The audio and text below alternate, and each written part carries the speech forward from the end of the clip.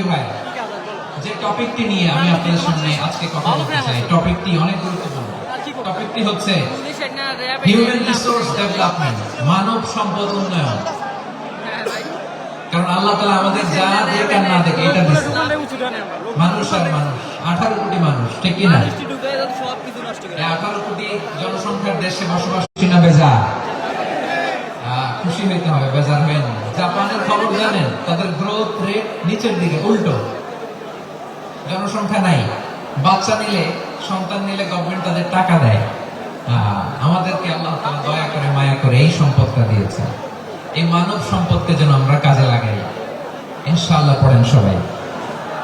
Human resource development অনেক জনগুরুত্বপূর্ণ বিষয়, খুব সেনসিটিভ বিষয়, বুঝতে হবে।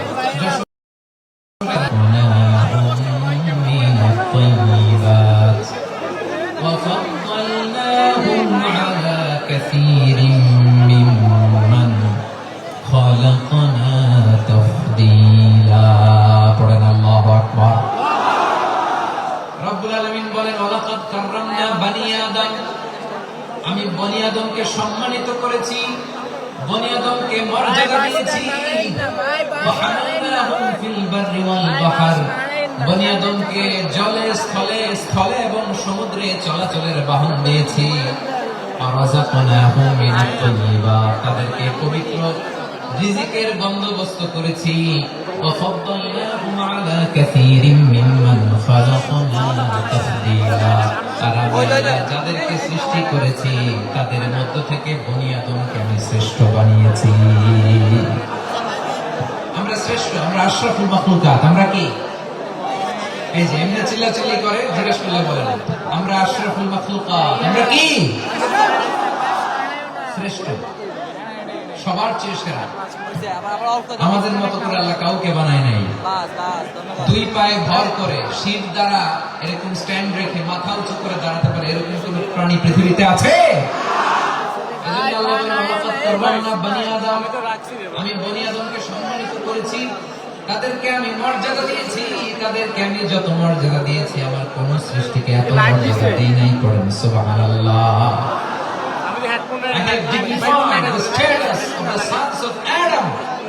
আদমের সব সন্তানের মর্যাদা আমি বাড়িয়েছি।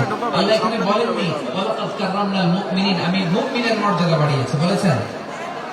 আল্লাহ এখানে বলেন ওয়ালাকাদ কাররামনাল মুসলিমিন, আমি মুসলিমের মর্যাদা বাড়িয়েছি। আল্লাহ বলেছেন ওয়ালাকাদ কাররামনা বানি আদম, আমি বনি আদমের সম্মান বাড়িয়েছি। হোক সে মুমিন কিংবা কাফের, মুসলিম কিংবা মুশরিক, আস্তিক কিংবা নাস্তিক, আরব কিংবা অনারব, যেই হোক না কেন আদম সন্তান সবগুলোর মর্যাদা বাড়ায় দিয়েছে কে? সবার মর্যাদা আল্লাহ বাড়িয়েছে। মানুষ হিসেবে মর্যাদা। বিশ্বনবী ইসলাম ইহুদির লাশ দেখে দাঁড়িয়ে গেলেন। কার লাশ? আমার যশোরের ভাইয়া আওয়াজ করে বলুন, কার লাশ? ইহুদির লাশ দেখে দাঁড়িয়ে গেলেন। সাহাবারা বললেন, ইয়া রাসূলুল্লাহ, আপনি দাঁড়ালেন যে, এটা তো ইহুদির লাশ। বিশ্বনবী বললেন, আওয়ালাইসাত নাফসান, এটা কি মানুষ নয়? এটা হোক ইহুদি হোক খ্রিস্টান, এটা তো মানুষ। আমি মানুষ দেখে দাঁড়িয়েছি। আই স্যালিউট দ্য হিউম্যানিটি, আমি মানবতাকে সম্মান করেছি। পড়েন সুবহানাল্লাহ। তাহলে জমিনে মানুষের মর্যাদা বেশি, হোক আস্তিক হোক নাস্তিক, হোক মুমিন কিংবা কাফের। আদমের সন্তান হলে, মানুষ হলে তার মর্যাদা বাড়িয়েছে কে? আমার কলিজার টুকরা যশোরের ভাইরা, মানুষের মর্যাদা আল্লাহ এত বাড়িয়েছে। মানুষ জীবিত থাকলেও যে মর্যাদাবান, মরে গেলেও মর্যাদাবান। সুবহানাল্লাহ পড়ে।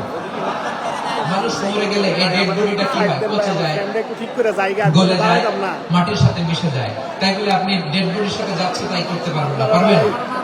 কেউ যদি অন্যায় করে তাকে যদি আপনি শাস্তির আওতায় আনেন, যা মন ইচ্ছা করতে পারবেন না। তারা আগুন দিয়ে পোড়াতে পারবেন না, নাক কাটতে পারবেন না, কান কাটতে পারবেন না, অঙ্গ বিকৃতি করতে পারবেন না।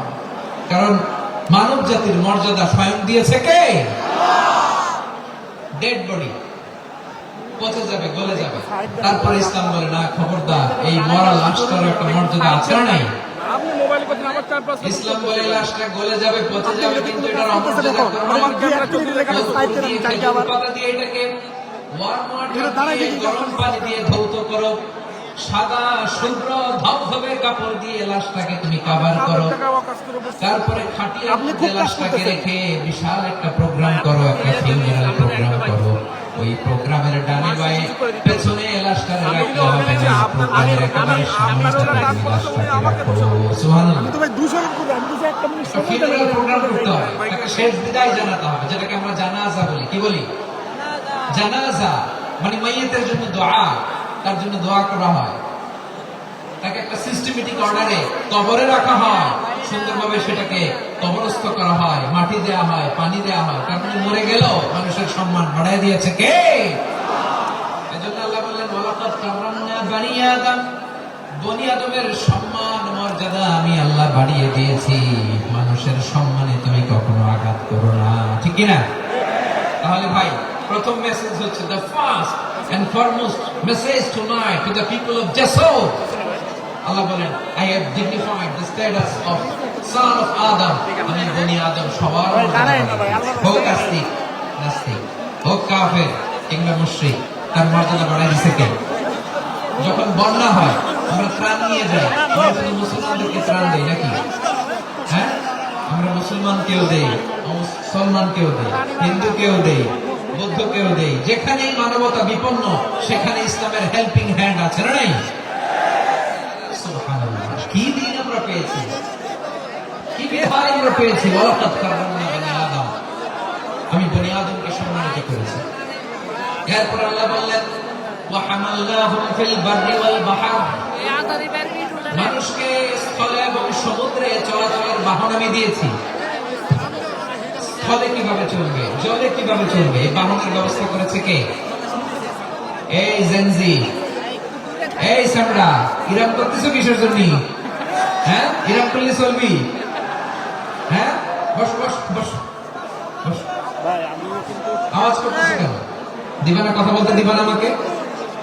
এইটা বুঝি তোমাদের ভালোবাসার নমুনা? তোমাদের ভালোবাসার কারণে যদি আমি কোথাও দাঁড়াতেই না পারি, কোথাও বসতে না পারি, কোথাও দুটা কথা বলতে না পারি, এই ভালোবাসা দিয়ে কি হবে আমার? বরং ঘামতে ঘামতে ধর্মাক্ত হব, রক্তাক্ত হব। কিন্তু সেন্ট্রাল থেকে, সেন্ট্রালি যে ইনস্ট্রাকশন আসবে, সেই ইনস্ট্রাকশনের এক চুল আমরা ডানে বায়ে যাব না। এইটা গণজাগরণের জন্য এইটা দরকার, ইসলামী বিপ্লবের জন্য এইটা দরকার। তো আধা ঘন্টা ধরে যদি তোমাদেরকে থামানোই না যায়, এই লস্কর দিয়ে আমি কি করবো? আল্লাহর রাস্তে নো নো নো স্লোগান, চুপচাপ একেবারে আমার দিকে তাকাও। আল্লাহ বললেন ওয়া হামালনাহুম ফিল বাররি ওয়াল বাহর, জলে স্থলে আমি চলাচলের যানবাহনের ব্যবস্থা করেছি। আমরা স্থলে ঘোড়ার উপরে চড়ি, উটের উপরে চড়ি, গাড়ির উপরে চড়ি। এই যে গাড়ির ইঞ্জিন বানাইছি আমরা, এটার মেধা দিয়েছে কে? আবার সাগরের মধ্যে আমরা নৌযান, জলযান, বড় বড় জাহাজ দিয়ে এক মহাদেশ থেকে আরেক মহাদেশ যাই, এক দেশ থেকে মালগুলো আরেক দেশে পাঠাই। সাগরের ভেতরে নৌকাগুলোরে ধরে রাখলো কে? ওয়াল ফুলকিল্লাতী তাজরি ফিল বাহরি বিমা ইয়ানফাউন নাস, মানুষের উপকার আছে এরকম সরঞ্জামাদি নিয়ে সাগরের উপরে বিশাল বিশাল জলযানগুলো চলে। এগুলো ডুবে যায় না, কাত হয়ে যায় না, পড়ে যায় না। এগুলোকে স্থিতিস্থাপকতাকে ঠিক করে রাখলো কে? আপনারা জাহাজ দেখেছেন? জাহাজ বাড়ি চট্টগ্রাম মেলে দেখতে পারতেন, দেখছেন? বিশাল বিশাল জাহাজ, বিশাল জাহাজ মালামাল নিয়ে এক মহাদেশ থেকে আরেক মহাদেশে যায়। গত মাসে আমার জাপান সফর ছিল। এই যে বাংলাদেশে যে গাড়িগুলো চালান, বেশিরভাগ গাড়ি আসে কিন্তু জাপান থেকে।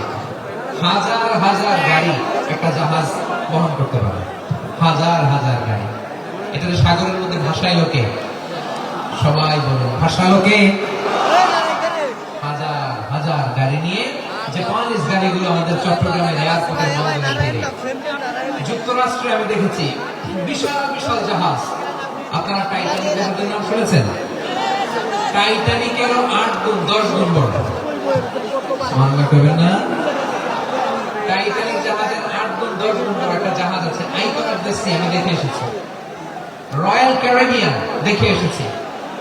সাগরের সামনে জেটিতে যখন দাঁড়ালাম, জাহাজটা যখন যায়, আমার মনে হচ্ছে একটা শহর, গোটা শহর, the entire city is floating in the water, পুরো একটা শহর মনে হয় পানির উপর দিয়ে ভেসে যাচ্ছে। পড়েন সুবহানাল্লাহ।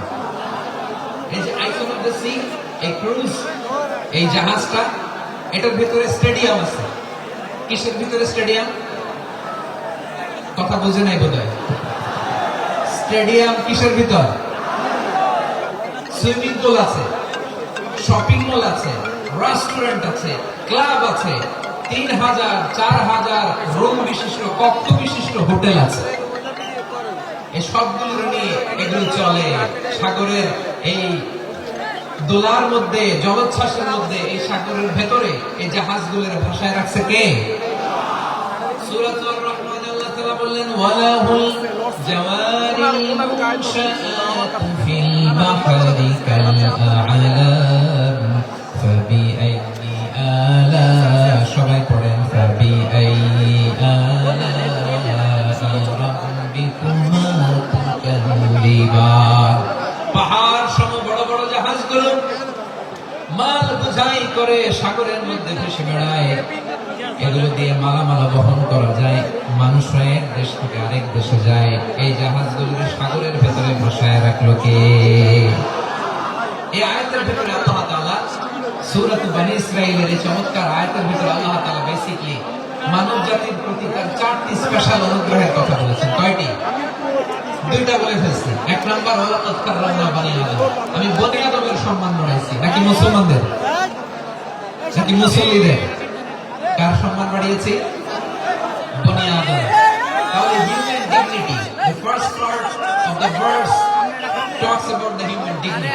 2 নাম্বার অংশে কথা বলে মুহাম্মাদুল্লাহ ফিল বাররি ওয়াল বাহর, ফলে এবং সমুদ্রে আমি তাদের জন্য চলাচলের বাহন দিয়েছি। সুবহানাল্লাহ। তারপরে smooth movement on land and sea, জলে এবং স্থলে যাতে আমরা স্মুথলি মুভ করতে পারি আল্লাহ তাআলা দিয়েছেন। 3 নাম্বার আল্লাহ তাআলা বলেন ওয়ারাযাকনাহুম মিনাত তাইয়্যিবাত, মানুষের জন্য আমি পবিত্র রিজিকের ব্যবস্থা করেছি। জলে এবং স্থলে যত প্রাণী আছে সবগুলা প্রাণীকে রিজিক দেয় কে? আমাদেরকে রিজিক দেয় কে? সাগরের মাছগুলোকে, বড় বড় তিমি মাছগুলোর রিজিক দেয় কে? বাতাসের মধ্যে ভেসে বেড়ানো বড় বড় পাখিগুলো, স্ক্যান্ডিনেভিয়ান কান্ট্রি থেকে লক্ষ লক্ষ কোটি কোটি পাখিগুলো যে এক দেশ থেকে আরেক দেশে ট্রান্সফার হয়, এগুলোর রিজিক দেয় কে? রব্বুল আলামিন বলেন ওয়ামা মিন দাব্বাতিন ফিল আরদি ইল্লা আলাল্লাহি রিজকুহা ওয়া ইয়ালামু মুস্তাকাররাহা ওয়া মুস্তাওদাআহা কুল্লুন ফি কিতাবিন মুবিন। আল্লাহু আকবার। রব্বুল আলামিন বলেন ভূপৃষ্ঠে বিচরণশীল যত প্রাণী আছে সব প্রাণীগুলোকে আমি আল্লাহ আমার নিজের কুদরতে রিজিকের বন্দোবস্ত করি। এই প্রাণীগুলো কোথায় থাকে, কোথায় যায়, সব জায়গায় আমি রিজিক পৌঁছে দেই। রিজিক কেউ দিতে পারে না, রিজিকের মালিক কে? রিজিকের মালিক তিনি আল্লাহ। এজন্য আল্লাহ তাআলা বললেন ওয়ারাযাকনাহুম মিনাত তাইয়্যিবাত। এরপরে আল্লাহ বললেন ওয়াফাদ্দালনাহুম আলা কাসীরিন মিম্মান খালাকনা তাফদীলা।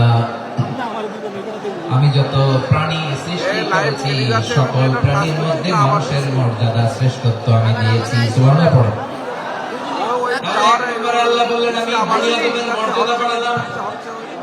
এরপরে বললেন স্থলে এবং সমুদ্রে চলাচলের জন্য যানবাহন দিলাম। 3 নম্বরে আল্লাহ বললেন পবিত্র রিজিকের ব্যবস্থা করে দিলাম। এরপরে আল্লাহ বললেন যত প্রাণী আছে, সৃষ্টি আছে, সবগুলোর উপরে আমি মানুষকে শ্রেষ্ঠত্ব দিলাম। সুবহানাল্লাহ। তাহলে সবচেয়ে বেশি শ্রেষ্ঠত্ব মানুষের। কার? মানুষের। শুধু তাই নয় প্রিয় ভাইরা, আকাশ এবং জমিনে যা কিছু আছে সবকিছু মানুষের জন্য, মানুষের কল্যাণে, মানুষের প্রয়োজনে, মানুষের বশীভূত করে সৃষ্টি করেছেন কে? রব্বুল আলামিন বলেন হুয়াল্লাযী খালাকা লাকুম মা ফিল আরদি জামিআ। এই জমিনের মধ্যে যা কিছু আমি আল্লাহ সৃষ্টি করেছি সব কিছু আমি মানুষের জন্য সৃষ্টি করেছি। পড়েন সুবহানাল্লাহ। ওয়াল্লাযী খালাকা লাকুম মা ফিল আরদি জামিআ, যা আছে সব আমাদের জন্য, সব আমাদেরকে সার্ভিস দেওয়ার জন্য, আমাদের উপকারের জন্য, আমাদের কল্যাণের জন্য। আওয়াজ করে সবাই পড়ুন আল্লাহু আকবার। অন্য আয়াতে আল্লাহ বলেন ওয়াসাখখারা লাকুম মা ফিস সামাওয়াতি ওয়া মা ফিল আরদি জামিআন মিন ইন্না ফি যালিকা লাআয়াতিন লিকাওমিন ইয়াতাফাক্কারুন।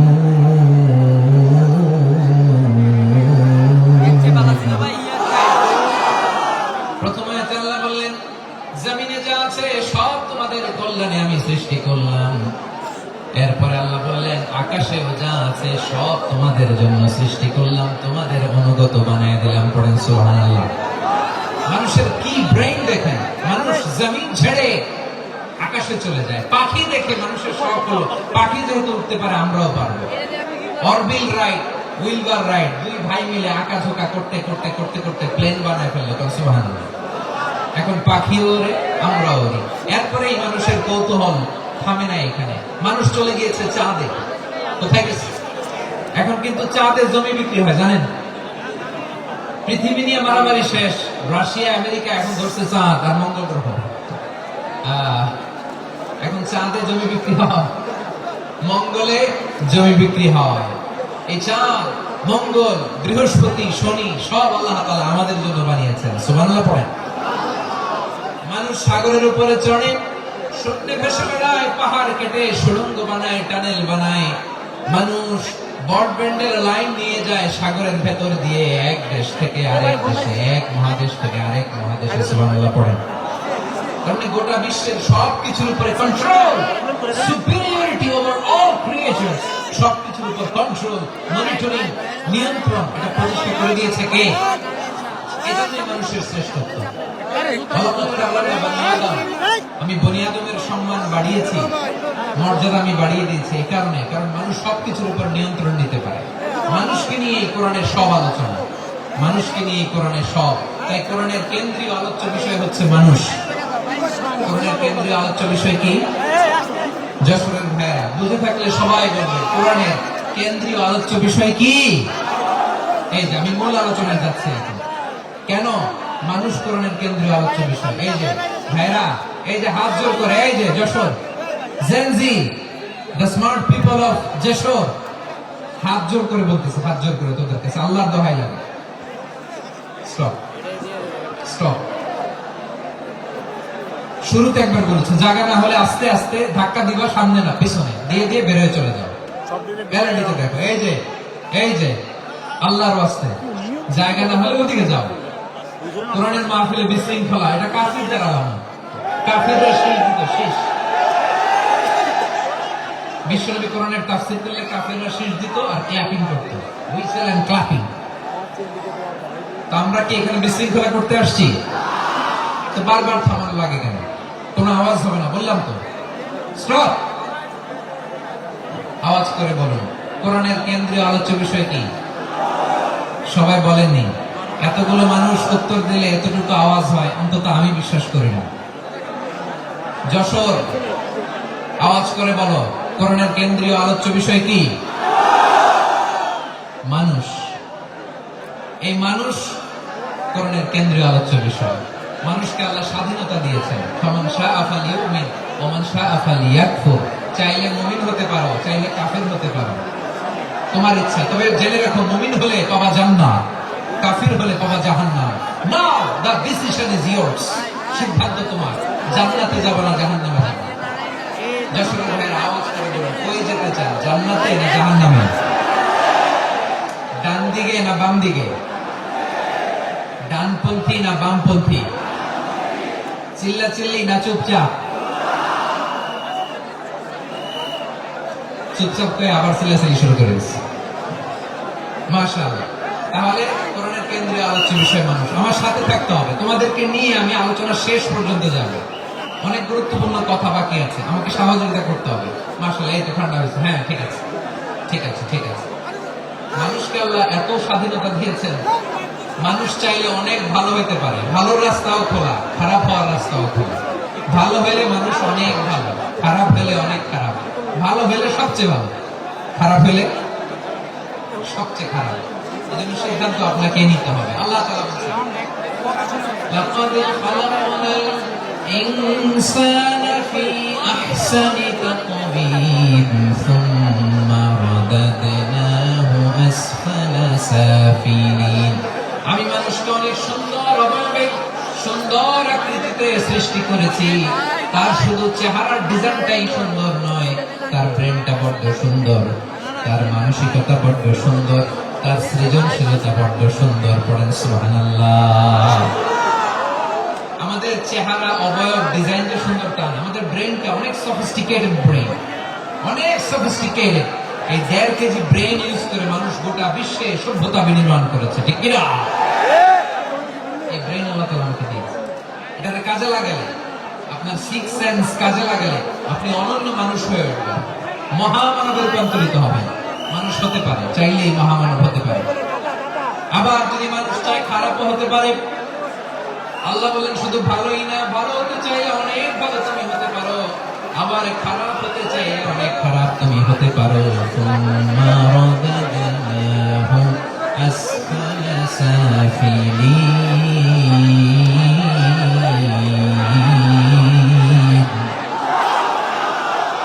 খারাপ হলে একেবারে খারাপ হতে পারো, নিকৃষ্ট হলে একেবারে নিকৃষ্ট হতে পারো, ভালো হলেও ভালো হতে পারো।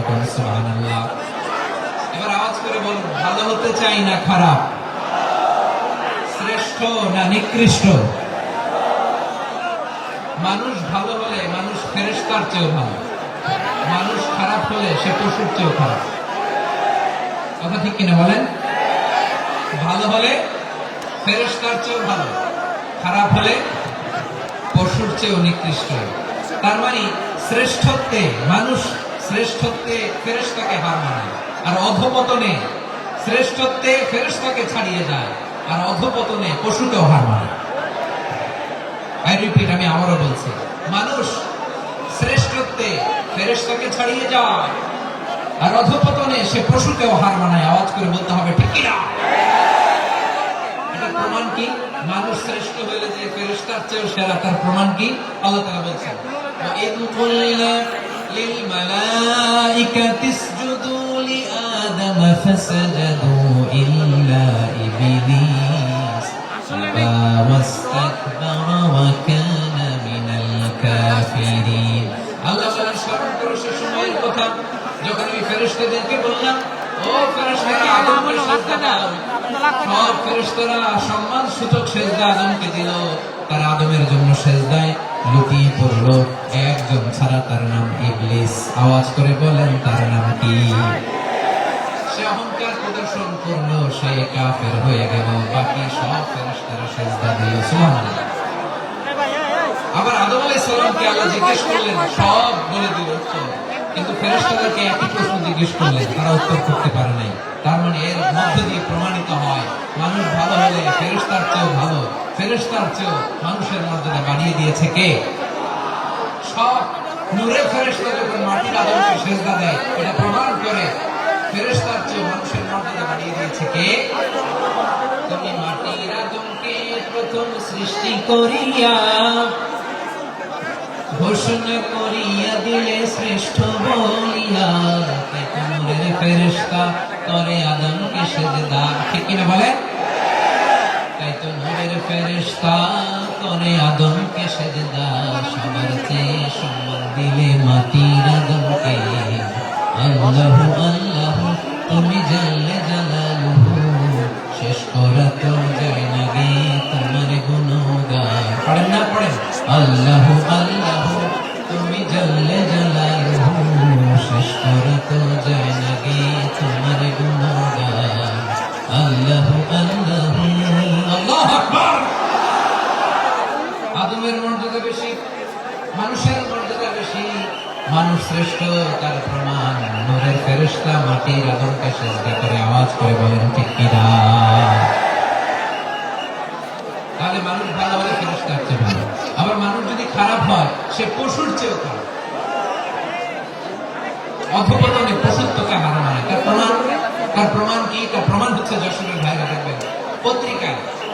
পত্রিকায় নিউজ পেপারে মাঝে মাঝে এরকম দেখা যায়, এক মানুষ আরেক মানুষকে হত্যা করে 20 টুকরা করে বস্তার ভিতরে পড়েছে। আপনারা এই নিউজ পড়েন নাই না? দেখেননি? দেখছেন? মানুষ মানুষকে হত্যা করে কয় টুকরা? জোরে বলেন। এখানে ক্ষান্ত হয় না, আবার কোথায় পড়ছে? বস্তার ভেতরে। আচ্ছা, বুঝে থাকলে আওয়াজ করে বলেন, কোনদিন শুনছেন একটা হাতি আর একটা হাতিকে হত্যা করে 20 টুকরা করছে, এরপরে বস্তার ভিতরে পড়ছে? হয়েছে? তাহলে দেখেন, মানুষ যদি খারাপ হয় সে পশুকেও হার মানায়। চিল্লায় বলো ঠিক কিনা? এমনও দুশ্চরিত্র মানুষ আছে যার নজর থেকে 6 মাসের ছোট্ট মেয়ে থেকে শুরু করে 80 বছরের বৃদ্ধারাও নিরাপদ নয়। পশুকেও হার মানায়। মানুষ মানুষের ঘর জ্বালিয়ে পুড়ে মেসাকার করে দেয়, জনপদের পর জনপদ জ্বালায় দেয়। এরকম আছে না নাই? বোমা মেরে শহরগুলো উড়িয়ে দেয়। এই যে ইসরায়েল গাজার মধ্যে যে অ্যাটাক করেছে, এরা মসজিদ মানে নাই, মসজিদে বোম ফেলেছে। এরা খ্রিস্টানদের চার্চ গির্জা মানে নাই, গির্জায় বোম ফেলেছে। পৃথিবীর ইতিহাসে never happened in the history of the world that someone bombed on a hospital, on an ICU center. এমন হাসপাতাল যেখানে আইসিইউ রোগীরা আছে, ওই হাসপাতালের উপরও ইসরায়েলি সৈনিকেরা বোমা মেরেছে। জোরে বলেন ঠিক কিনা? এরা মানুষ? আওয়াজ করে বলেন, এরা মানুষ? প্রিয় ভাইয়েরা, চোখ কান নাক মুখ থাকলেই মানুষ না। যা সামনে দেখেন এগুলো সব মানুষ না, এগুলো জনসংখ্যা। এগুলো কি? সবাই বলুন, এগুলো কি? বাড়ছে জনসংখ্যা, কমছে মানুষ। বাড়ছে জনসংখ্যা, কমছে। এই দুনিয়া এখন তো আর সেই দুনিয়া নাই, মানুষ নামের মানুষ আছে, দুনিয়া বোঝায়, সেই মানুষের ভিড়ে আমার আসল মানুষ না। ঠিক কিনা? আসল মানুষের বড্ড অভাব, আসল মানুষের বড্ড অভাব। আমার ভাইয়েরা, মানুষ খারাপ হলে পশুকেও হার মানায়। আচ্ছা, আওয়াজ করে বলেন, এই যশোরের ছেলে আওয়াজ করে বলেন, যে ইসরায়েলি সোলজাররা উপর থেকে বোমা মারল, তারাও মানুষ? তারাও কি? ওরাও রক্তে মাংসে মানুষ, ওদের পরিবার আছে। বোমা মেরে যে মেয়েটাকে তারা অনাথ বানায়, ইয়াতিম বানায়, ও কিন্তু বাসায় ওর মেয়েটাকে রেখে আসছে। ঠিক কিনা বলেন? বম্বিং করে যে বাবাকে মেরে, স্বামীকে মেরে স্ত্রীকে বিধবা বানায়, তার ঘরে স্ত্রী আছে। উপর থেকে বম মেরে মানুষ মেরে দিচ্ছে, তারাও মানুষ। 1945 সালের 6 আগস্ট আমেরিকান সোলজাররা হিরোশিমায় বম মেরেছে। আমি নিজে দেখে এসেছি জাপানের হিরোশিমাতে। সকাল 8:15 মানুষ কেউ অফিসে যাচ্ছিল, কেউ খেতে খামারে কাজ করতে যাচ্ছিল। লিটল বয় নামে একটা বোম মেরেছে তারা। এই বোমের আঘাতে, পারমাণবিক এই বোমার রেডিয়েশনে আঘাতে বোম ব্লাস্ট হওয়ার পরে মুহূর্তের মধ্যে 1,40,000 নাই। উপর থেকে যারা মারতেছে এরাও মানুষ, যাদেরকে মারলো তারাও। তার মানে মানুষের মানুষের পার্থক্য আছে না? নেই? মানুষের মানুষের পার্থক্য আছে। নাক কান চোখ মুখ থাকলেই মানুষ নয়। বাড়ছে জনসংখ্যা, কমছে মানুষ। চিল্লায় বলো ঠিক কিনা? তাহলে আমরা বুঝলাম, মানুষ ভালো হলে অনেক ভালো, খারাপ হলে অনেক খারাপ। ও আমার কলিজার টুকরা যশোরের ভাইয়েরা, আসুন না 3 দিন ব্যাপী তাফসীরুল কোরআনের ঐতিহাসিক প্রোগ্রাম থেকে আমরা সিদ্ধান্ত নেই, আমরা ভালো মানুষ হব নাকি খারাপ মানুষ হব। কলিজা থেকে, প্রাণ থেকে আওয়াজ করে সবাই বলুন, ভালো মানুষ নাকি খারাপ মানুষ? ভালো মানুষ হইতে, ভালো মানুষ যারা জগৎটাকে এনলাইটেন করবে, যারা এনলাইটেন করবে, যারা সত্যের বীর সেনানী হয়ে দাঁড়াবে, যারা সত্যের পক্ষে কথা বলবে, যারা জালিমের মসনদকে ভেঙে খামখাম করে দেবে। এরকম হওয়ার দরকার আছে না নাই? এরকম ভালো মানুষ আমরা হতে চাই কি চাই না? মানুষকে যত্ন নিলে মানুষ যে কত ভালো হয় আপনি কল্পনা করতে পারবেন না। এই যে আপনাদের যশোরে যে ভালো ছেলেগুলো আছে, যে ভালো তরুণগুলো আছে, যে যুবকগুলো আছে, যে ভালো আলেমরা আছে, ভালো নেতারা আছে, সবাই যদি তাদের মতো হতো পুরো যশোরটা একটা জান্নাতের টুকরা হয়ে যেত। আওয়াজ করে বলেন ঠিক কিনা? মানুষকে নার্চারিং করলে, মানুষকে পলিশ করলে, মানুষকে গ্রুমিং করলে, মানুষকে সঠিক তারবিয়া দিলে মানুষ অনন্য হয়ে ওঠে। প্রতিটি মানুষ অনন্য। আমি অনন্য, আপনি অনন্য, আমরা সবাই অনন্য। সুবহানাল্লাহ বলেন। মানুষকে আল্লাহ তাআলা দিয়েছেন অসীম ক্ষমতা, অসীম ক্ষমতা। সুবহানাল্লাহ। একটা মানুষ পারেন এমন কিছু নাই, একটা মানুষ পারেন এমন কিছু নাই। বিশ্বাস করতে হবে, মানুষ যা কল্পনা করতে পারে ওটা মানুষ করে দেখাতে পারে। যশোরের ভাই, আই রিপিট, আমি আবারও বলছি, এই চিল্লাচিল্লি করলে আমার এই গুরুত্বপূর্ণ কথা তোমরা মিস করবা, মিস করবা। কপাল পোড়া হয়ে না, আওয়াজ করে কপাল পোড়া হবে না। আমার দিকে তাকাও। মানুষ, মানুষ যা কল্পনা করতে পারে সেটা মানুষ করে দেখাতে পারে। তুমি তোমার কল্পনার রাজ্যকে সাজাও, তোমাকে হারাতে পারে এমন কোন শক্তি আল্লাহর জমিনে না। তোমার কি শক্তি, কি সম্ভাবনা তুমি জানোই না। তুমি এদিকে তাকাও কেন? তোমার রাস্তা তো ওই দূরে। তুমি কোথায় যাবে, আল্লাহ তোমার টেনে কোথায় নিয়ে যাবে তুমি কিছুই জানো না। Plan big, dream big. কল্পনার শক্তিকে বড় করো। মানুষ যা কল্পনা করতে পারে মানুষটা করে দেখাতে পারে। মানুষের কাছে অসাধ্য কিছু নাই, মৃত্যু ছাড়া, এক্সেপ্ট ডেথ। মৃত্যু ছাড়া মানুষ সবকিছুকে জয় করতে পারে। মৃত্যু ছাড়া যে কোনো অসাধ্যকে সাধন করার ক্ষমতা মানুষকে দিয়ে দিয়েছে কে?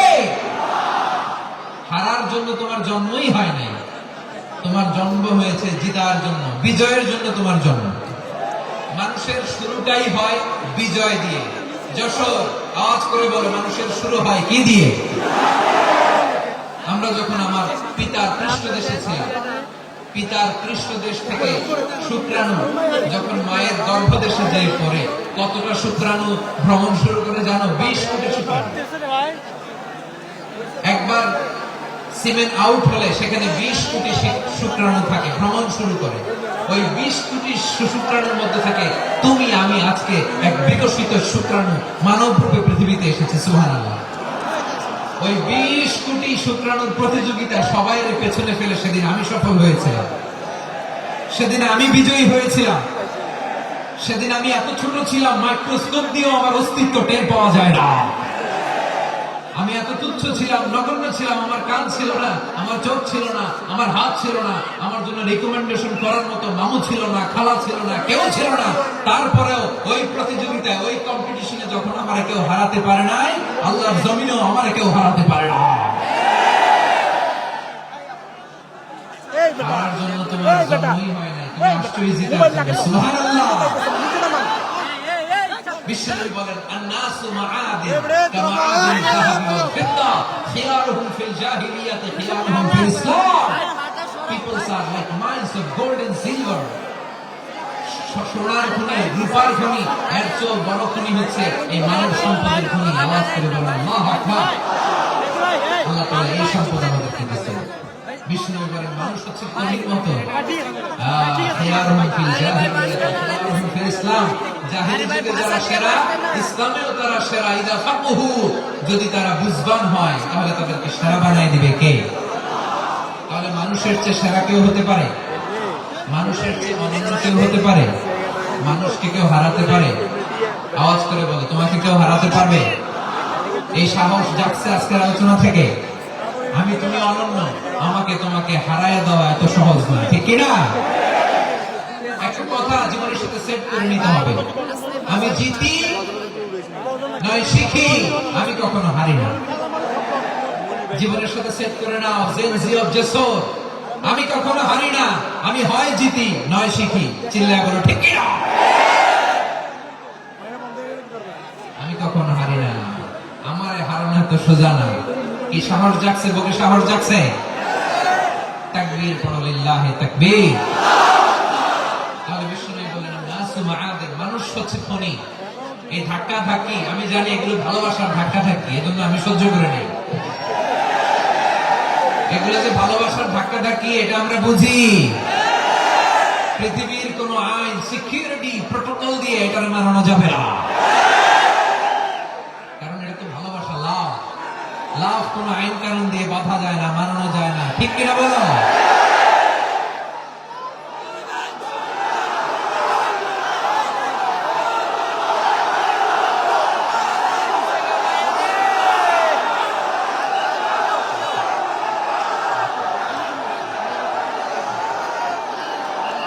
ঠিক আছে, বসুন বসুন বসুন। আল-নাসু মাআদিন, মানুষ হচ্ছে খনি, এই খনির যত্ন নিতে হবে। আমার মা বাবা যারা এসেছেন, আপনার ছেলে মেয়ের যত্ন নেন। আপনার ছেলের মধ্যে যে কি পটেনশিয়াল আপনি জানেন না। আপনার এই ছোট্ট অবুঝ ছেলেটাই আগামী দিনের শায়েখ আহমদুল্লাহ হবে। আপনার হেফজখানায় পড়া ওই ছোট্ট ছেলেটাই আগামী দিনের আল্লামা মামুনুল হক হবে। আপনার ওই ছেলেটা আমির হামজা হবে, আব্দুল হাই সাইফুল্লাহ হবে। এভাবে বড় বড় আলেম হবে, তারা যুগশ্রেষ্ঠ আলেম হবে। সেই একদিন এই বাংলাদেশের পার্লামেন্টে যে বক্তব্য দিয়ে যশোরের পক্ষে কথা বলবে। আপনি জানেন না, কাউকে ছোট করবেন না, আপনি ওর কনফিডেন্স আপনি কমাবেন না, আপনি কমাতে পারেন না। প্যান্ডেলে আমার যে মা বোনেরা আছেন, ছেলে মেয়েদেরকে কখনো ছোট করে কথা বলবেন না। ও যে কোথায় যাবে আপনি জানেন না, আপনি মা হয়ে তাকে সাহস দিবেন, তার কল্পনার জগৎটাকে সাজাতে তাকে উৎসাহিত করবেন, ঠিক কিনা বলেন? আর আমার প্যান্ডেলে আমার প্রিয় শ্রদ্ধাশীলা মায়েরা বোনেরা, আপনারা তো আরো দামি সম্পদ। বিশ্বনবী বলেন, আর দুনিয়া কুল্লুহা মাতা। আল্লাহ আল্লাহ আল্লাহ, বিশ্বনবীর কথার ওজন দেখেন। আর দুনিয়া কুল্লুহা মাতা ওয়া খায়রু মাতা'আদ দুনিয়া আল মারআতুস সালিহা। বিশ্বনবী বলেন, দুনিয়ায় যা দেখো সব আল্লাহর দেওয়া অ্যাসেট, মানে সম্পদ। আর এত অ্যাসেটের ভিড়ে সবচেয়ে শ্রেষ্ঠ সম্পদ হচ্ছে নেককার নারী। সুবহানাল্লাহ। ভাইরা বোনের সাথে খারাপ আচরণ করো না, সন্তান মায়ের সাথে খারাপ আচরণ করো না। আমাদের মায়েরা আমাদের asset, they are our priceless asset. কারণ এই মায়েদের পেটে এসেছে আল্লাহর ওলিরা, এই মায়েদের পেটে এসেছে খান জাহান আলী, এই মায়ের পেটে এসেছে শাহজালাল ইয়ামানি, এই মায়ের পেটে এসেছে আল্লাহর সব নবীরা। নাকি নবীরা আকাশ থেকে ধপ করে জমিনে নেমে আসছে? মায়ের পেটে আসছে। এই মায়ের পেটগুলো খনি। আমার সম্মানিত মায়েরা বোনেরা, নিজেকে ইসলাম দিয়ে সাজান, নিজেকে ইসলাম দিয়ে সাজান, নিজেকে পবিত্র রাখুন, নিজের আব্রু ঈমান ইজ্জতের হেফাজত করুন, কোরআন পড়ুন, সুন্নাহ পড়ুন। আপনি জানেন না আপনার গর্ভে কে আসছে, কোন ক্ষমতাপূর্ণ পুরুষকে আল্লাহ তাআলা আপনার গর্ভে পাঠাবে, আপনি জানেন না। মায়েরা নিজেদেরকে পবিত্র রাখুন, ইসলাম চর্চা করুন, কোরআন চর্চা করুন, নৈতিকতা দিয়ে নিজেকে সাজান। যশোরের জেনজি, নিজেদেরকে প্রস্তুত রাখো আগামীর বাংলাদেশের জন্য। নৈতিকতা, মোরালিটি, ভ্যালুজ দিয়ে নিজেকে সাজাও, ইসলাম দিয়ে নিজেকে সাজাও। কারণ আগামীর বাংলাদেশ ইসলামের বাংলাদেশ। বাংলাদেশের আসল পরিচয় ইসলাম। বাংলাদেশের আসল পরিচয় কি? সবাই বলে না। বাংলাদেশের আসল পরিচয় কি? এই ইসলাম নিয়ে আমরা সংসদ ভবন সাজাবো, রাজি আছি না নাই? শেকড় ভুলে যাওয়া যাবে না। আমরা ধাপে ধাপে শরিয়া আইনের দিকে যাবো ইনশাআল্লাহ, কিন্তু জঙ্গিবাদ দিয়ে নয়, কট্টরপন্থা দিয়ে নয়। আমরা ইন্টেলেকচুয়ালি, গ্রাজুয়ালি, ধাপে ধাপে শরিয়া আইনের দিকে মুভ করবো ইনশাআল্লাহ। বলো আল্লাহু তাকবীর। এদেশের আসল পরিচয় সবাই বলে না, আওয়াজ করে, এদেশের আসল পরিচয়। এদেশে আজান শুনে সূর্য ওঠে শহর গ্রামে, এদেশে আজান শুনে সূর্য ডুবে সন্ধ্যা নামে, এদেশে সকল কাজে সবাই বলে বিসমিল্লাহ, এদেশে ভালো কিছু দেখে শুনে হাসি মুখে সবাই বলে মাশাআল্লাহ, সুবহানাল্লাহ সুবহানাল্লাহ সুবহানাল্লাহ সুবহানাল্লাহ সুবহানাল্লাহ সুবহানাল্লাহ।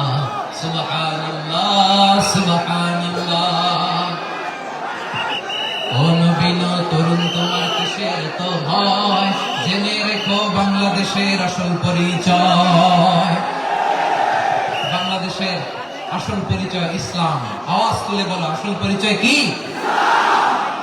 এদেশে পরস্পরে দেখা হলে দেয় সালাম, এদেশে আন্তরিকতার হৃদয় জুড়ে পাকালাম, ঠিক না?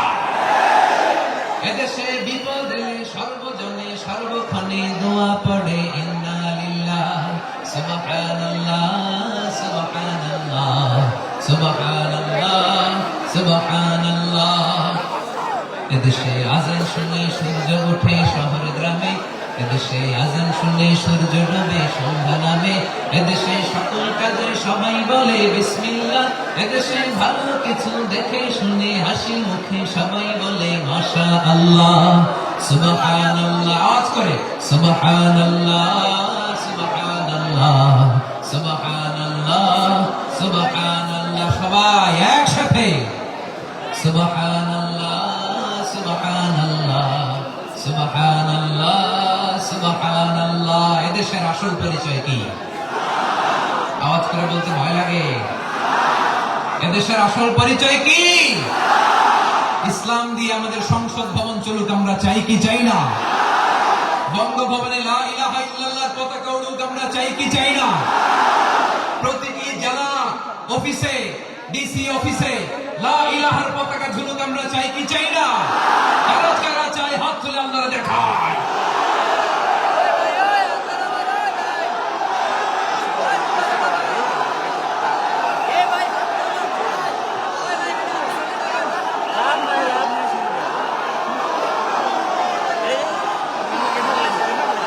মাশাআল্লাহ মাশাআল্লাহ মাশাআল্লাহ মাশাআল্লাহ। যশোর, আওয়াজ করে বলো, ভালো মানুষ না খারাপ মানুষ? বুঝে বলছো তো? মানুষ ভালো হলে যে কত ভালো। এই মানুষকে যত্ন নিলে, মানুষকে মানুষ বানালে যে সে কি হতে পারে শুনবা? হ্যাঁ, নাকি মোনাজাত দিয়ে দিব? শুনবা? তাহলে থামতে হবে। থামো, আমি যখন বলবো থামো থামো, তাকবীরের সময় দিলে তাকবীর। থামো থামো। মানুষকে যত্ন নিলে, এই এদিকে এদিকে, ড্রোন নামায় ফেলো। হয়েছে, ড্রোনের ফুটেজ হয়ে গেছে, এবার ড্রোন নামায় ফেলো। আমার দিকে তাকাও। মানুষকে, তোমরা এদিক সেদিক তাকালে তো গুরুত্বপূর্ণ পয়েন্ট মিস হয়ে যাবে। এদিকে এদিকে, হ্যাঁ ঠিক আছে। মানুষকে যত্ন নিলে মানুষের মধ্যে যারা কি পটেনশিয়াল রেখেছে। আমি জাপানের দুইটা উদাহরণ দিই। জাপান, এই এই এভাবে হবে, হয় বসো না পেছনে, কথা নেই, কথা তো বলাই যাবে না, হারাম কথা বলা আছে, একেবারে চুপ। আজকের জন্য হারাম করে দিছি আমি কিছু সময়ের জন্য, একেবারে নিষিদ্ধ। জাপানের দুইটা উদাহরণ দেই, খেয়াল করে একটু শুনেন, বুঝবেন। 2022 সালে জাপানের সাথে জার্মানির খেলা, ফিফা ওয়ার্ল্ড কাপ 2022, এক পক্ষে জাপান, আরেক পক্ষে কোন দেশ? কথা শোনা নেই। এক পক্ষে কোন দেশ, আরেক পক্ষে সবাই, এক পক্ষে আরেক পক্ষে। ওই খেলায় জিতেছিল জাপান, জিতেছিল 22 সালের এই ফিফা ওয়ার্ল্ড কাপে। জাপান ফুটবল খেলা জিতে, as a part of their celebration, তারা খেলার পরে পুরো স্টেডিয়ামটাকে ক্লিন করে, the fan base of Japan, lakh lakh মানুষ খেলা দেখতে যায়, তো এত ডাস্টবিনও তো নাই, তো যারা ডাস্টবিনে জায়গা পায় নাই তারা এই যে চকলেটের প্যাকেট, পানির বোতল, চিপসের প্যাকেট তারা এদিকে সেদিকে রেখে দিয়েছে। জাপানের ভক্তরা, জাপানের ফলোয়াররা তারা খেলার পরে পুরো স্টেডিয়ামের সব ময়লা আবর্জনা ক্লিন করে তারপরে বিদায় নিয়েছে। তাদেরকে কি ক্লিন করার দায়িত্ব দেওয়া হয়েছিল? হ্যাঁ যশোর, জাপানের যে ছেলেরা খেলা দেখতে গেছিল ওদেরকে কি ক্লিন করার দায়িত্ব দিছিল? তারা কি স্টেডিয়ামের পরিচ্ছন্নতা কর্মী? তাদের আকর, তাদের সিক্স সেন্স তাদেরকে বলেছে। ছোটবেলা থেকে জাপান গভর্নমেন্ট ওদেরকে এত পরিচ্ছন্নতা শেখায়, ক্লিনলিনেস অ্যাওয়ারনেস ক্যাম্পেইন করায়। ক্লাসে আমি দেখেছি, ক্লাসে নিজের বেঞ্চ নিজে মুছে, ক্লাসের মাঝখানে একটা সময় দেয়, নিজের টেবিল নিজে মুছে, নিজের ক্লাসরুমটা নিজে পরিষ্কার করে। রাস্তাঘাটে একটা ধুলা নাই, ময়লা নাই, একটা টিস্যু নাই। খেলার পরে গোটা বিশ্বকে তাক লাগিয়ে দিয়েছে। জাপানের ফ্যানরা সবার রেখে যাওয়া গার্বেজ, টিস্যু, বোতল পরিষ্কার করে তারপরে স্টেডিয়াম থেকে বিদায় নিয়েছে। আমরা কেন এমন হতে পারলাম না? আমরা কেন এমন হতে পারলাম না? জাপানের যারা এগুলো করছে ওদের 3টা করে চোখ না, চোখ তো 3টা জাপানের লোক। জাপানের লোক হাত তো 4টা, কান তো 6টা। হ্যাঁ, নাকি আমার মতো 2 হাত 2 কানওয়ালা মানুষ? চোখে দেখলে ওটা মানুষ না। চিন্তা করছেন? তার মানে জাপানিজদেরকে যে গ্রুমিং করে শেখানোর মাধ্যমে পরিচ্ছন্ন বানানো গেছে, ওরা যেমনি মানুষ আমরাও মানুষ। আমাদের সন্তানদেরকে শেখালে তারাও পারবে, পারবে কিনা? 2 নম্বর উদাহরণ বলি, চট্টগ্রাম ফেনীতে যারা গিয়েছেন, মেঘনা গোমতী ব্রিজ প্রকল্প নাম শুনছেন? মেঘনা একটা ব্রিজ পার হওয়া লাগে। এই মেঘনা গোমতী, এখানে 3টা ব্রিজ কাজপুর সহ, এই 3টা ব্রিজের নির্মাণ কাজ, রেনোভেশনের কাজ দেওয়া হয়েছিল জাপানের একটা কোম্পানিকে। কাকে? জাপানের কোম্পানি। নির্মাণ শেষে 738 কোটি টাকা বেঁচে গেছিল, এটা গভর্নমেন্টের হাতে দিয়ে তারা বিদায় নিয়েছে। কত টাকা? 738 কোটি টাকা। যত প্রাপ্তলিত ব্যয় নির্ধারণ করা হয়েছে সব টাকা সরকার, তৎকালীন সরকার, 2019-এর সরকার, কারা ছিল তো জানেন? এই 2019-এর সরকার তাদেরকে দিয়েছে। তারা রিনোভেশন নির্মাণ শেষে 738 কোটি টাকা অতিরিক্ত বেঁচে গেছিল, এটা আবার গভর্নমেন্টের হাতে বুঝাই দিয়ে তারা বিদায় নিচ্ছে। আমরা কেন এমন হতে পারলাম না? জাপানের ওরাও মানুষ, আমরাও মানুষ। তার মানে মানুষের মানুষের পার্থক্য আছে না নাই? আচ্ছা, জাপানের 2টা উদাহরণ দিলাম, এবার আমার দেশের 2টা উদাহরণ দেব না?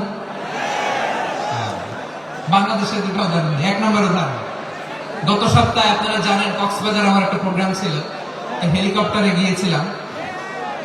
ফেনী জেলা যখন পার হচ্ছি, আমি দেখলাম 3টা উইন্ডমিল। উইন্ডমিল ছিলেন তো?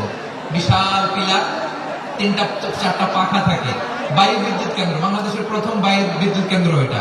মুহুরী প্রজেক্ট বলে এটা সম্ভবত, মুহুরী প্রজেক্ট। তো সাগরের বাতাসের ঝাপটায় এটা ঘুরে এনার্জি হয়, ইলেকট্রিসিটি উৎপাদন হয়। আমি পাইলটকে বললাম, ভাই এগুলো থেকে কেমন ইলেকট্রিসিটি উৎপাদন হয়? হুজুর একটু হয় না, কিছুই হয় না। কিছুই হয় না মানে? বলে হুজুর বাংলাদেশে যত উইন্ডমিল আছে এটার পাখা একটাও ঘুরে না। আল্লাহ, বলেন কি? তাহলে যে কোটি কোটি টাকা ব্যয় করে যে উইন্ডমিল, হুজুর ভিতরে ফিটফাট, উপরে ফিটফাট, ভিতরে সদরঘাট। তার মানে কোটি কোটি টাকা দিয়ে উইন্ডমিল বানায়, এখানে কিছু নাই। দুর্নীতির আড্ডাখানা, আখড়াখানা বাংলাদেশ, ঠিক কিনা বলেন? আরে জাপানিজরাও মানুষ, আমরাও মানুষ। আমার এক নিকট আত্মীয় সরকারি চাকরিজীবী, উনি আমাকে বললেন, বাংলাদেশের আরেকটা উদাহরণ দিই। উনি আমাকে বললেন যে প্রতি বছর আমাদের অফিসের ফার্নিচার চেঞ্জ করে। প্রতি বছর ফার্নিচার চেঞ্জ করে কেন? বলে যে ফার্নিচার নতুন পারচেজ করলেই তো এখানে টাকা, নতুন কিনতে পারলেই টাকা, নতুন উন্নয়নের সবক শোনাতে পারলেই টাকা। প্রথম আলোর রিপোর্ট, কি আলো? প্রথম আলোর রিপোর্ট, গত 15 বছরে উন্নয়নের নামে লুটপাট হয়েছে প্রায় 3.25 লাখ কোটি টাকা। কার রিপোর্ট? আমাদের বানানো কথা। প্রথম আলোর রিপোর্ট। গত 15 বছরে কারা ছিল জানেন তো? হ্যাঁ, শুধু ওনাদেরকেই দোষ দিয়ে লাভ নাই। স্বাধীনতার পর থেকে শুধু শাসকের হাত বদল হয়েছে, আমরা কিছু পাই নাই, ঠিক কিনা বলেন? শুধু ওনাদের দোষ দিয়ে কি লাভ? একদল খাইছে, আরেকদল খাওয়ার জন্য রেডি হয়ে আছে। আমরা এরকম চাই না। আমরা চাই স্বাধীন সার্বভৌম বাংলাদেশ। আমরা চাই দুর্নীতিমুক্ত বাংলাদেশ। আমি নিউজটা যে কতবার বললাম, এটা কি সম্ভব? 3.25 লাখ কোটি টাকা লুটপাট, মানে লুটপাট করতে করতে এদেশের জনগণকে ফুটপাতে বসায় দিচ্ছে। জাপানের মানুষ মানুষ, আমরাও মানুষ। সিদ্ধান্ত আপনার, কোন মানুষ হবেন, ভালো মানুষ না খারাপ মানুষ? আজকের আলোচনার বিষয় হচ্ছে মানব সম্পদের উন্নয়ন, হিউম্যান রিসোর্স ডেভেলপমেন্ট।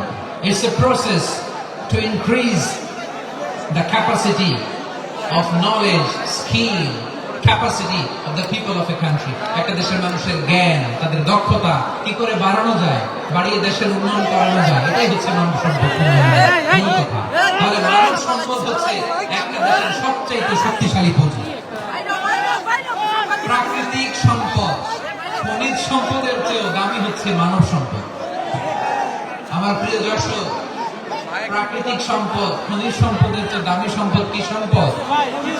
আল্লাহ তাআলা দয়া করে আমাদেরকে মানব সম্পদ দিয়েছেন। আসলে আমাদের এই মানুষগুলোকে আমরা সোনার মানুষ বলি। রাজি আছেন তো সবাই? রাজি আছেন? মানুষ পারে না এমন কোনো কিছু নাই, চাইলে সব পারে। এজন্য মানুষকে তারবিয়া দিতে হবে, যথাযথভাবে তাদেরকে গড়তে হবে। আসুন আমরা সিরাতের আয়নায় বিশ্বনবীর জীবনী থেকে দেখি তিনি কিভাবে হিউম্যান রিসোর্সকে ম্যানেজ করতেন। যদি আপনাদের সময় হয় দু একটা উদাহরণ দিয়ে আজকে আমি আমার আলোচনার বিদায় নিব। হবে সময় হবে কয়েক মিনিট। শান্ত থাকবেন তো? শান্ত থাকবা? হ্যাঁ ঠিক আছে। এই ধাক্কার মধ্যে ঢুকছে, এবার মজা বুঝতেছো তো? হ্যাঁ মানা করছিলাম না? ঠিক আছে, হ্যাঁ ঠিক আছে। যে আওয়াজ করবে আমি ওকে দেখতেছি, কে কে আওয়াজ করে দেখতেছি। শেষ কথা, শেষের দিকে চলে আসছি। বিষ্ণু ইসলাম কিভাবে হিউম্যান রিসোর্সকে ম্যানেজ করতেন, মজার কথা আছে কয়েকটা, বলে বিদায় নেব। বিশ্বনবী কিভাবে এই মানব সম্পদকে ম্যানেজ করতেন? বিশ্বনবী was a very good talent hunter, চৌকস ট্যালেন্ট হান্টার ছিলেন। কার মধ্যে কি ট্যালেন্ট আছে দেখলেই বুঝে ফেলতেন। সুবহানাল্লাহ পড়বেন না? কি নবী আমরা পেয়েছি? He was a very good talent hunter. আমার নবী তিনি চৌকস ট্যালেন্ট হান্টার ছিলেন। কার মধ্যে কি প্রতিভা বের করতেন, ওই প্রতিভাকে ইসলামের কল্যাণে কাজে লাগাতেন। সুবহানাল্লাহ বলেন। যাকে যে জায়গায় সেট করলে ভালো হবে তাকে ওই জায়গায় সেট করতেন। কয়েকজন সাহাবের জীবনে শুনাই। আবু মাহজুরা রাদিয়াল্লাহু তাআলা আনহু, মক্কার মুয়াজ্জিন, আগে ছিল মুশরিক, পরে হয়েছেন মুমিন। উনি কিভাবে মুমিন হলেন এই ঘটনাটা একটু আপনাদের শোনাতে চাই। তো আপনাদের তো সময় নাই হাতে, সময় আছে? এই জেনজি শেষ করে দেব আজকে প্রোগ্রামটা। 1 ঘন্টা ধাক্কা ধাক্কি করে কেমন দাঁড়ায় আছে বুঝলাম না।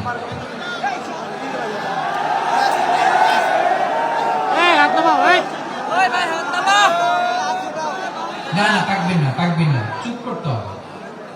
What I need, you stop. Just shut up. চুপ। হ্যাঁ ঠিক আছে। আবু মাহজুরা রাদিয়াল্লাহু তাআলা আনহু কিভাবে মুসলিম হলেন আওয়াজ করে শুনেন। হুনাইনের যুদ্ধ 8ম হিজরি, বিষ্ণু ইসলাম হুনাইনের যুদ্ধ শেষে ফিরতেছেন। প্রতিমধ্যে বেলাল রাদিয়াল্লাহু তাআলা আনহু, এই যে আবার কথা, এখানে ধাক্কাধাক্কি কেন? চলে যাও, পেছনে যাও, পেছনে যাও। কি আজীব তামাশা! যেখানে যাই এখানে ধাক্কা ধাক্কি, মারামারি, গায়ের উপরে, কাঁধের উপরে, শাউটিং। গুরুত্বপূর্ণ কথা পয়েন্ট করে নিয়ে আসে যে বলবো, এই শাউট করার কারণে প্রোগ্রামটা নষ্ট করে দেয়। আসছে আমরা ভালোবাসা দেখাইতে, প্রোগ্রামটা শেষ করে দিয়ে চলে যায়। স্টপ। আবার কথা বলো, স্টপ। হুনাইনের যুদ্ধে 8ম হিজরি, কত হিজরি সবাই বলেন না একটু, কত হিজরি? 8ম হিজরিতে হুনাইনের যুদ্ধে রাসূল সাল্লাল্লাহু আলাইহি ওয়াসাল্লাম ফিরে আসতেছেন মদিনায়। প্রতিমধ্যে বেলাল রাদিয়াল্লাহু তাআলা আনহু আযান দিচ্ছেন। কি দিচ্ছেন? তো পাশে ছিল মুশরিকদের একটা পল্লী, কিছু মুশরিক তরুণ, কিছু অমুসলিম কিশোর, তারা আযানকে ব্যঙ্গ করতেছে। আমাদের বাংলায় মুখ ভাঙানো বলে আর কি। বেলাল রাদিয়াল্লাহু তাআলা আনহু আযান দিচ্ছেন, ওই বাচ্চাগুলো মুশরিক, তো ওরা আযানকে ব্যঙ্গ করতেছে, বিকৃতি করে ওরাও আযান দিচ্ছে। উদ্দেশ্য হচ্ছে আযানকে নিয়ে ঠাট্টা করা। উদ্দেশ্য কি? ঠাট্টা করা। ব্যাপারটা মনে কষ্ট পাওয়ার মতো ব্যাপার না, কিন্তু বিশ্বনবী ওইখানে দেখেন কি খুঁজলেন। বিশ্বনবী খেয়াল করলেন অমুসলিম কিশোরদের মধ্যে থেকে একটা কিশোরের গলাটা বড় দরাজ গলা, কণ্ঠটা বড় সুন্দর।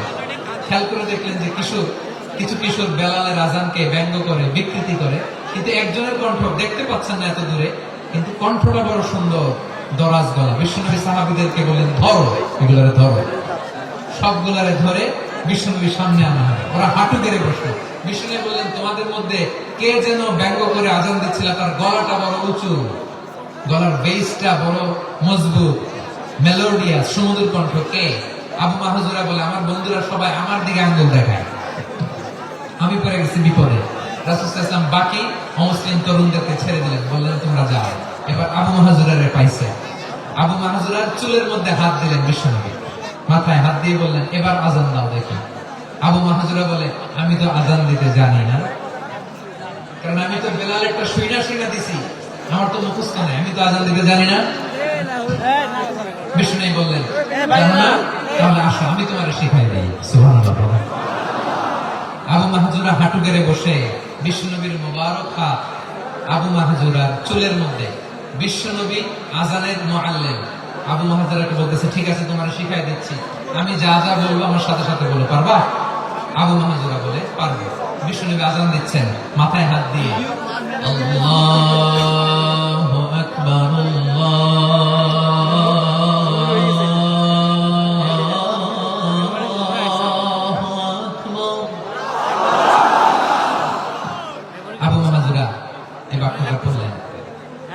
বিশ্বনবী দ্বিতীয় বাক্য পড়তে আরম্ভ করলেন, আল্লাহু আকবার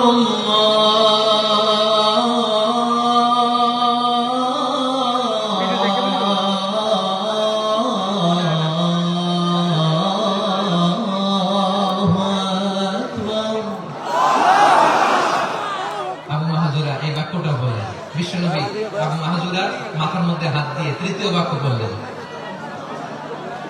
أشهد أن لا إله إلا الله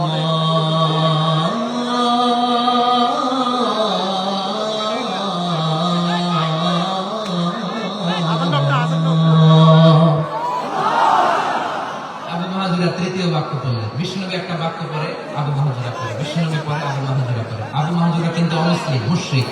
আবু মাহজুরা বলে এক একটা বাক্য পড়ি আমার কলিজাটা গলে ঠান্ডা হয়ে যায়। এতদিন মোহাম্মদকে গালি দিতাম, এখন মোহাম্মদ আমার মাথায় যখন হাত রাখছে আমার সারা শরীর ঠান্ডা হয়ে গেছে। বিশ্বনবী আজান শিখাচ্ছেন, একটা একটা বাক্য পড়ে আবু মাহজুরাও পড়ে, বিশ্বনবী পড়ে আবু মাহজুরাও পড়ে। পুরো বাক্যগুলো যখন শেষ, আজান শেষ, আবু মাহজুরাও যখন পুরো আজান পড়লেন, আবু মাহজুরা বললেন এতদিন মোহাম্মদের চেহারা দেখলে আমার ঘৃণা লাগতো, আজ থেকে মোহাম্মদের চেহারার চেয়ে প্রিয় চেহারা আমার কাছে নাই।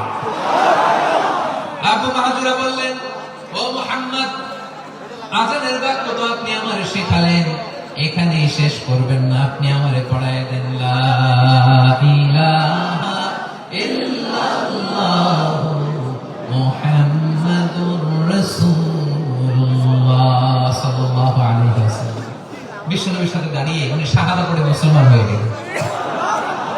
এবার আবু মাহজুরা বলে ইয়া রাসূলুল্লাহ, ইয়া হাবিবাল্লাহ, আমি মুমিন হয়েছি, মুসলমান হয়েছি, আপনার কাছ থেকে আজান শিখার সৌভাগ্য আমি লাভ করেছি। নবী আমার কণ্ঠের বড় তারিফ করেছেন, আপনি আমার আজানকে আপনি পছন্দ করেছেন। একটা জিনিস আপনার কাছে চাই, আপনি আমাকে মক্কার মসজিদুল হারামের মুয়াজ্জিন হিসেবে অ্যাপয়েন্ট করে দেন। বিষ্ণু সাল্লাল্লাহু বললেন যাও আবু মাহজুরা, আমি তোমাকে পৃথিবীর শ্রেষ্ঠতম মসজিদ মক্কার মসজিদুল হারামের মুয়াজ্জিন হিসেবে অ্যাপয়েন্ট করে দেব। দেখছেন কিভাবে ট্যালেন্ট হান্টিং করতে হয়, কিভাবে হিউম্যান রিসোর্স মানব সম্পদকে ব্যবহার করতে হয়। আসছিল আজানকে ভেঙাইতে, আসছিল কেন?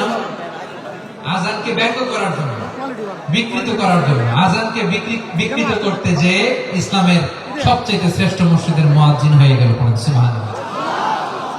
হযরত আবু মাহজুর রাদিয়াল্লাহু তাআলা আনহু ওনার এই সুরলিত কণ্ঠ ব্যবহার করে মসজিদুল হারামে এত সুন্দর করে আল্লাহু আকবার বলে আযান দিতেন।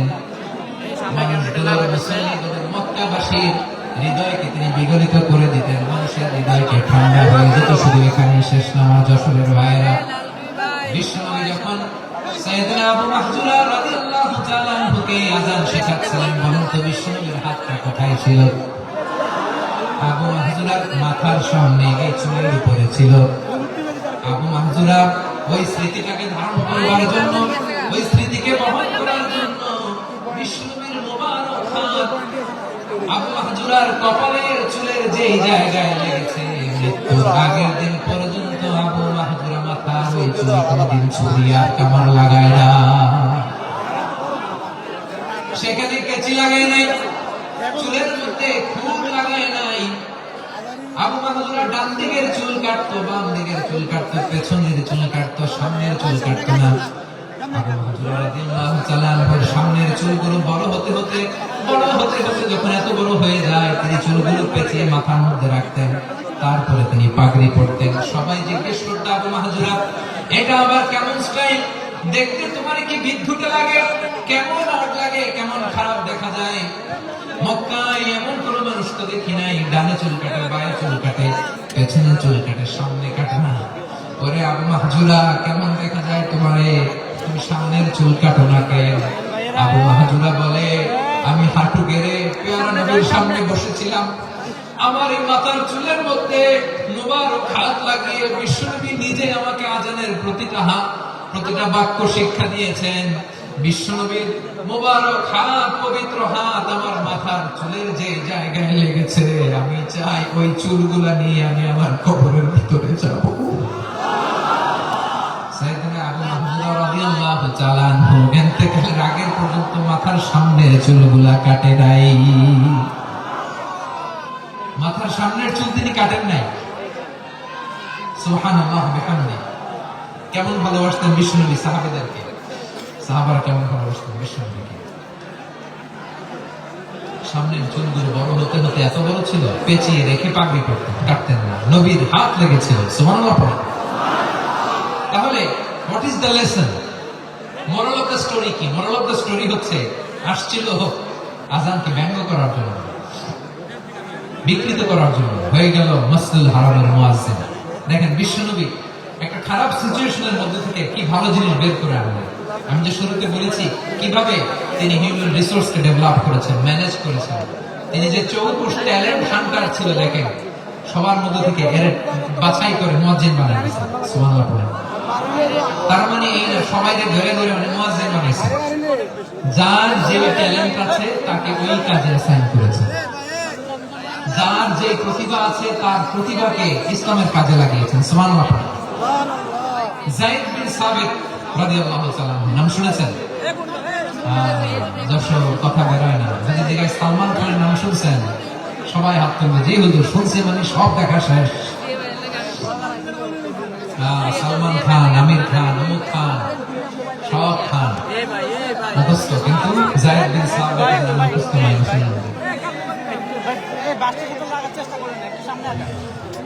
যে সাহাবী মাথার সামনের চুল কাটে নাই, মসজিদুল হারামের মুয়াজ্জিন বানাইছেন বিশ্বনবী, সাহাবীর নাম কি? খায়া ফেলেছে, স্লোগানের সাথে খায়া ফেলেছে। আবু মাহজুরা। কি নাম? আবু মাহজুরা আল জুমাহি রাদিয়াল্লাহু তাআলা। এই নামটা আজকে নিয়ে যেতে হবে যশোর। আবু মাহজুরা রাদিয়াল্লাহু তাআলা। দুই নম্বরে বলছিলাম যায়েদ বিন সাবিত রাদিয়াল্লাহু তাআলা।